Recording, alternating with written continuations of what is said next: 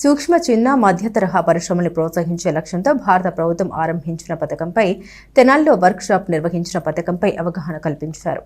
భారత ప్రభుత్వం దేశవ్యాప్తంగా సూక్ష్మ చిన్న మధ్య తరహా పరిశ్రమల్ని ప్రోత్సహిస్తుంది. ఎంఎస్ఎంఈలుగా పిలుచుకునే ఈ పరిశ్రమల అభివృద్ధి లక్ష్యంగా నూతనంగా రైజింగ్ అండ్ యాక్సెలరేటింగ్ ఎంఎస్ఎంఈ పర్ఫార్మెన్స్ అనే పేరుతో పథకాన్ని తీసుకొచ్చింది. ఇందులో ఉద్యమ రిజిస్ట్రేషన్ కీలకం.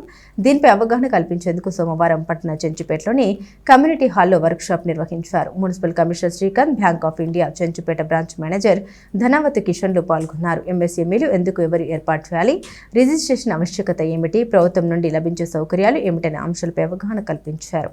భారతదేశ ప్రభుత్వం ప్రపంచ బ్యాంక్ సహకారంతో ఎంఎస్ఎంఈస్ అభివృద్ధి లక్ష్యంగా రైజింగ్ అండ్ యాక్సెలరేటింగ్ ఎంఎస్ఎంఈస్ పర్ఫార్మెన్స్ అనే స్కీమ్ని తీసుకురావడం జరిగింది.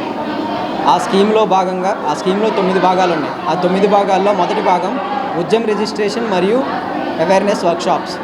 ఉద్యమ రిజిస్ట్రేషన్ మరియు అవేర్నెస్ వర్క్షాప్స్లో భాగంగా గౌరవ కలెక్టర్ గారి ఆదేశాల మేరకు తెనాలి మున్సిపల్ కమిషనర్ గారి సహకారంతో ఇక్కడ ఈ ఉద్యమ వర్క్షాప్ నిర్వహించడం జరిగింది.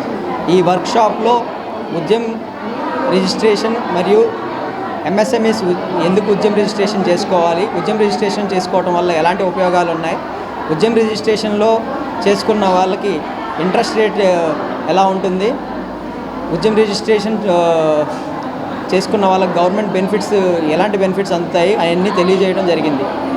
దాంతోపాటు వచ్చిన ఔత్సాహిక పారిశ్రామికవేత్తలకు ఉద్యమ రిజిస్ట్రేషన్ చేయడం జరుగుతున్నది.